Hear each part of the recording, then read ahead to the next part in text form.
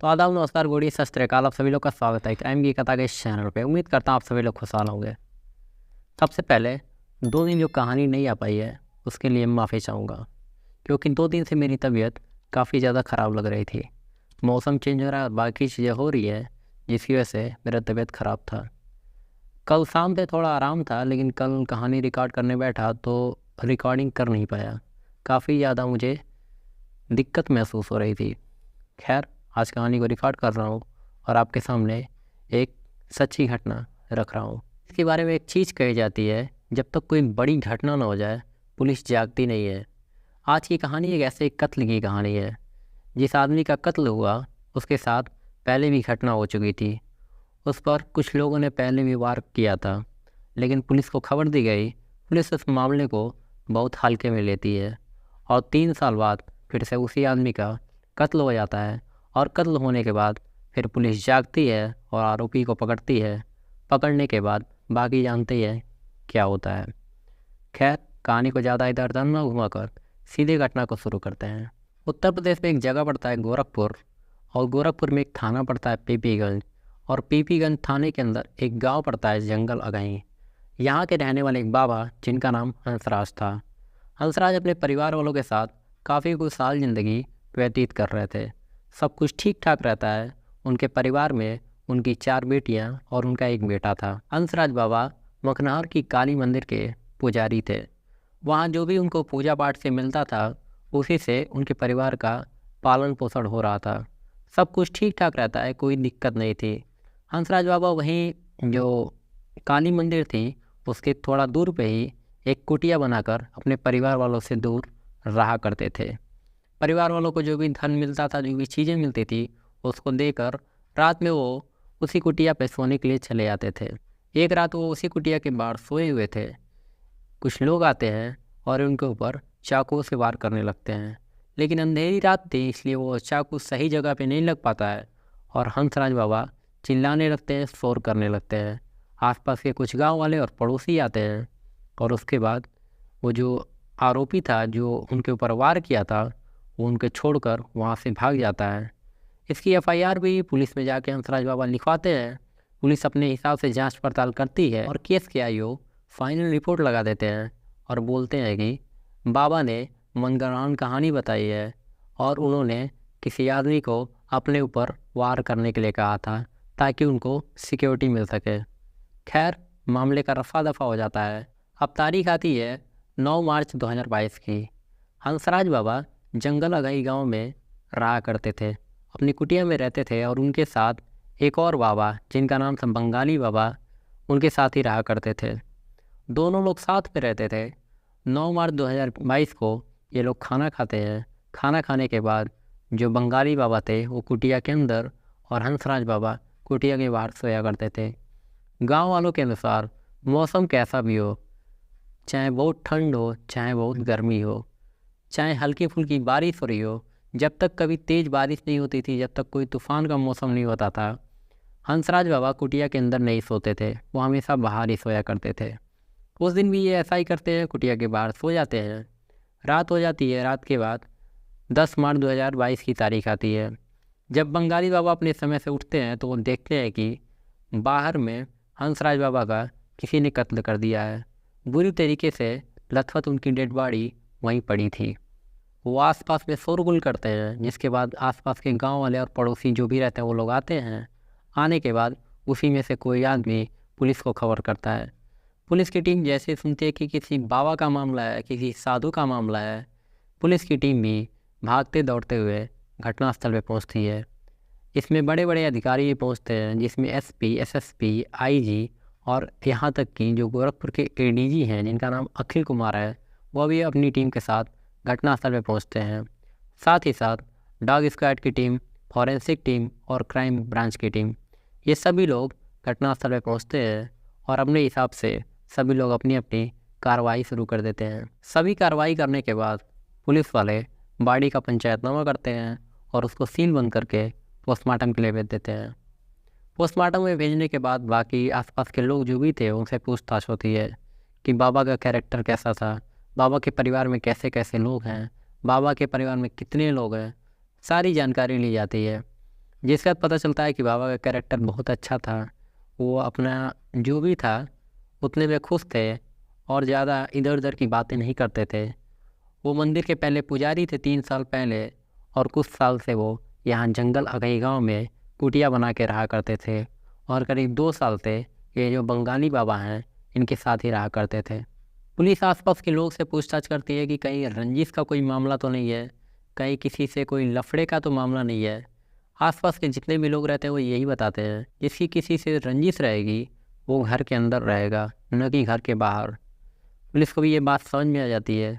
शुरुआती कार्रवाई में पुलिस जितनी भी बातें पूछ रही थी सबका उन्हें जवाब मिल रहा था, और उन्हें भी अभी कुछ भी ऐसा कुछ नहीं मिल रहा था, ऐसा कोई क्लू नहीं मिल रहा था जिससे वो अपनी जांच को आगे बढ़ा सकें। खैर, बाबा का कैरेक्टर चेक हो चुका था।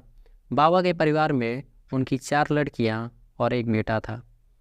पुलिस ये जानना चाहती थी कि कहीं कोई लड़की के चक्कर में, कहीं किसी लड़के के चक्कर में तो बाबा का कत्ल नहीं हुआ है ना, कहीं किसी जो बाबा की बेटी है उसका किसी लड़के से संबंध हो और बाबा ने कुछ ऐसी चीज़ें देख ली हो जिसका उनका कत्ल हो गया हो। जिसके बाद वो चारों लड़कियां जहाँ पे पढ़ाई लिखाई करती थी और आसपास के लोगों से भी पूछताछ की जाती है, लेकिन वो भी पाक साफ पाई जाती हैं। खैर, पुलिस अपनी जांच पड़ताल को आगे बढ़ाती रहती है। इसी बीच जो बाबा का लड़का रहता है, बड़ा बेटा, वो बताता है कि मेरे पिताजी 4-5 दिन से बहुत ज़्यादा परेशान लग रहे थे। उन्होंने हम लोग से करीब 1 हफ्ते पहले कहा कि परिवार के किसी शख्स ने मेरे नाम पे लोन लिया है क्या। हम लोग ने साफ मना कर दिया कि पिताजी, हम लोग को लोन की क्या ज़रूरत पड़ेगी। इसी बात को लेकर वो कई दिन से परेशान लग रहे थे। बाकी आगे का क्या मैटर है हम लोग को नहीं पता। गांव वालों से जब इस बारे में बातचीत की जाती है तो गांव का एक और शख्स वो सामने आता है। आने के बाद वो बोलता है कि करीब 1 हफ्ते पहले बाबा के घर पे कोई लोन वाला एजेंट आया था, और वो बोल रहा था कि बाबा, आपने कोई लोन लेके रखा है क्या। बाबा इसको मना करते हैं। मैं वहीं पे बैठा था। जिसके बाद वो एजेंट 2-3 बातें करता है और वहाँ से चल जाता है। मैं फिर बाबा से पूछता हूँ, बाबा ये कौन सा आदमी था, क्या हुआ है। तो बाबा बोलते हैं कि कोई बैंक का आदमी था, वो बोल रहा था कि 3 साल पहले आपने कोई लोन लेके रखा था और वो लोन की एक भी किस्त आपने जमा नहीं की है। मैंने उसको साफ मना कर दिया कि मैंने कोई लोन लेके नहीं रखा है, और उसके बाद वो चला गया है। इसके आगे वो आदमी बताता है कि बाबा 1 हफ्ते से इसी उधेड़-बुन में जुटे हुए थे कि ये कौन आदमी था और उनके नाम पर किसने लोन ले रखा है, और आज बाबा का कत्ल हो गया। पुलिस जब ये बात सुनती है तो बाबा के घर पे जाती है, और घर पे जाने के बाद उनका आधार कार्ड और जो भी बाकी चीज़ें थी, पासबुक, पैन कार्ड, जो भी चीज़ें थी, उसको लेकर बैंक पहुंच जाती है। बैंक पहुंचने के बाद एक टीम गई हुई थी, पूरी 10-11 पुलिस वाले वहां पे पहुंचे थे। मैनेजर भी जब इतने पुलिस वालों को देखता है तो वो भी हरकत में आता है। हरकत में आने के बाद वो जल्दी जल्दी जांच पड़ताल जो भी उसको करनी थी करता है, और बताता है कि आज से करीब 3 साल पहले बाबा के नाम पर 3 लाख रुपए का लोन पास हुआ है। पूछा जाता है कि ये लोन क्यों पास हुआ है, किस चीज़ के लिए पास हुआ है, तो बैंक का मैनेजर बताता है कि ये कृषि लोन है, और खेती बाड़ी करने के लिए जो खेत का खतौनी होता है उसको दिखाकर ये लोन पास हुआ है। खैर, पुलिस की टीम जो भी बाकी डिटेल लेती है, और किसके नाम पे लोन पास हुआ है तो बाबा का ही सारा कुछ डिटेल था, लेकिन जो फ़ोटो लगा हुआ था, मतलब जो डॉक्यूमेंट दिया गया था, तो डॉक्यूमेंट में जो फ़ोटो लगा हुआ था आधार कार्ड का जीरोक्स था, और जीरोक्स में जो ऊपर फ़ोटो लगा रहता है वो फ़ोटो किसी और का दिखाई दे रहा था। पुलिस की टीम वहाँ से जो भी डॉक्यूमेंट थे उसका 2 कॉपी करवाती है और लेकर थाने पर आती है। थाने पर लेकर आने के बाद जो बाबा के परिवार वाले थे इन लोग को भी थाने में बुलाती है, और आसपास के कुछ परिजन को भी थाने पे बुलाती है। बुलाने के बाद उससे पूछताछ होती है कि ये बाबा का तो चेहरा नहीं लग रहा है, ये किसका चेहरा है। आसपास के लोग पहचानते हैं कि बाकी डिटेल सब कुछ तो बाबा की ही है, लेकिन चेहरा किसी और का लग रहा था, और वो चेहरा वही गांव के एक रहने वाले आदमी जिसका नाम बिशंबर था, वो कि गांव के रहने वाले एक आदमी जिसका नाम संतोष कुमार था, उसका ड्राइवर था। खैर, पुलिस की टीम बिशंबर की तलाश में जुट जाती है। 2-3 दिन की मशक्क़त के बाद बिशंबर पुलिस वालों के हाथ चढ़ जाता है। हाथ चढ़ने के बाद पुलिस वाले उसको थाने लेकर आते हैं, और थाने लेकर आने के बाद उससे पूछताछ शुरू होती है। पहले तो वो इधर उधर की बातें करता है, साहब मुझे कुछ मालूम ही नहीं, ये है वो है, इधर उधर की 10 तरह की बातें कर रहा था। उसके बाद पुलिस वाले उसका बढ़िया से सांस्कृतिक कार्यक्रम शुरू करते हैं। और जब बढ़िया से कार्यक्रम शुरू होता है तब वो तोते की तरह बोलना शुरू करता है। दिसंबर बताता है कि आज से 3 साल पहले जो मेरे मालिक हैं वो मुझे बैंक पर लेकर गए थे। बैंक पर ले गए, मुझे 2-3 जगह साइन करवाई, इसके आगे मुझे कुछ भी पता नहीं है। उन्होंने ये सारी कार्रवाई के बाद मुझे 20,000 रुपये दिए थे। पुलिस को जब दिसंबर की बातों पर विश्वास हो जाता है तब वो संतोष की तलाश में जुट जाती है। उसी दिन संतोष अपने घर में मिल जाता है। संतोष को पकड़ के पुलिस वाले थाने पर लेकर आते हैं। थाने पर लेकर आने के बाद उससे भी पूछताछ शुरू होती है। वो बोलता है कि साहब मुझे कुछ पता ही नहीं, ये सारे मेरे जो दुश्मन हैं उनका करा धरा है, मुझे कुछ भी मालूम नहीं। और ये जो ड्राइवर है ये झूठ बोल रहा है क्योंकि मैंने इसकी 2 महीने से तनख्वाह नहीं दी है। इस तरीके की वो 72 तरह के बहाने बना रहा था।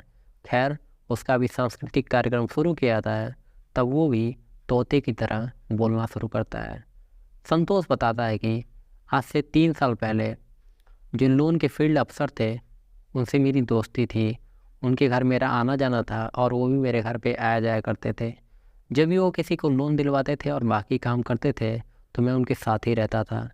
कई बार ऐसा होता था कोई आदमी सारा कोई डॉक्यूमेंट भी लेके आता था, तभी भी उसका लोन पास नहीं होता था। मैं उनसे पूछता था कि क्या वजह है, क्यों लोन नहीं पास हो रहा है। तब वो कई टेक्निकल चीज़ें मुझे बताया करते थे। ये करते करते मैं उनसे काफ़ी कुछ सीखता रहा। एक दिन मैंने उनसे बात किया और बोला कि मेरे ड्राइवर को कुछ लोन चाहिए, कौन सा ऐसा लोन मैं लूँ जो कि काफ़ी आसानी से मिल जाएगा। उन्होंने बताया कि कृषि लोन ले लो, केवल एक डॉक्यूमेंट लगेगा, ज़्यादा कुछ इधर उधर ताम झाम नहीं है।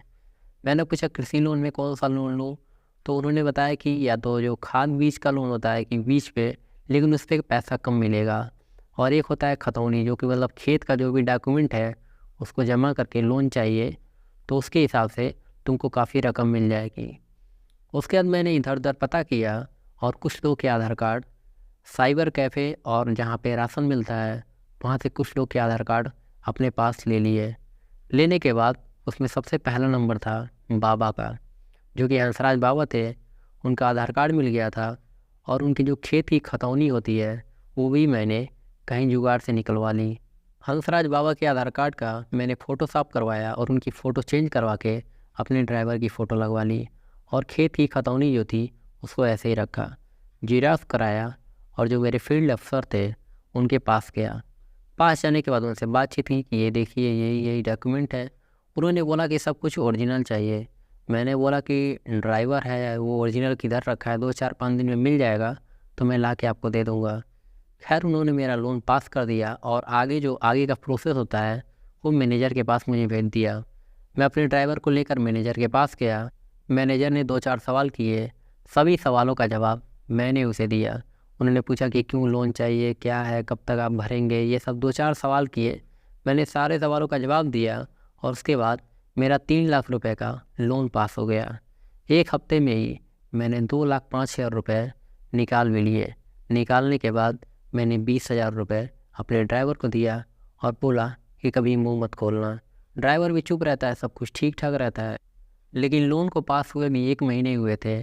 वो फील्ड अफसर मुझे मिलते हैं और बोलते हैं कि आपको 3-3 महीने पे किस्त जमा करनी पड़ेगी। जिसके बाद मैं थोड़ा परेशान होता हूँ। मैं ये सोचता हूँ कि जिसके नाम पे मैंने लोन लिया है उसको अगर रास्ते से निपटा देंगे तो ये लोन भी माफ़ हो जाएगा और सब कुछ ठीक ठाक हो जाएगा। उसके बाद मैं बाबा की कुटिया पे जाता हूँ और उनके ऊपर वार करता हूँ, लेकिन बाबा कि जहाँ पे वार करना था वहाँ पे नहीं लगता है और बाबा बच जाता है।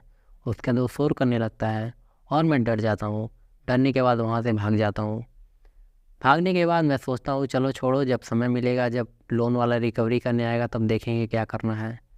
करीब 1 महीने पहले जो फील्ड के अफसर थे उनसे मेरी मुलाकात हुई। मुलाकात में उन्होंने बताया कि आपने जिसको लोन दिलवाया था उसने अभी तक एक भी किस्त जमा नहीं की है। जिसके बाद मैं परेशान होता हूँ और ये ठान लेता हूँ कि अब बाबा को रास्ते से हटाना ही पड़ेगा। और उसके बाद मैं प्लानिंग करता हूँ और प्लानिंग के तहत 9 मार्च 2022 को देर रात मैं बाबा की कुटिया पे पहुँचता हूँ। एक चापड़ लेके गया था। चापड़ एक हथियानुमा हथियार होता है। कुटिया पर जाने के बाद बाबा वहीं बाहर लेटे हुए थे। बाबा को देखता हूँ और चापड़ से तेज से वार करता हूँ। एक ही बार में बाबा ख़त्म हो जाते हैं। उसके बाद वहाँ से निकलता हूँ, उनको चिल्लाने तक का मौका नहीं मिलता है। आराम से वहाँ से निकलता हूँ, निकल के घर पे आता हूँ, हथियार को छुपाता हूँ, हाथ पैर धोता हूँ और सो जाता हूँ। उसके बाद जब सुबह हो हंगामा होता है तो मैं भी वहाँ पे पहुँचता हूँ। पुलिस की टीम और बाकी लोग वहाँ पे आए ही हुए थे। मैं वहाँ पे पहुँचता हूँ और उसके बाद जब अंतिम संस्कार होता है वहाँ भी जाता हूँ। सब कुछ कार्यक्रम ख़त्म होने के बाद अपने घर आ जाता हूँ। किसी को मेरे पे ऐसा मुझे लग रहा था कि किसी को मुझ पे शक नहीं होगा।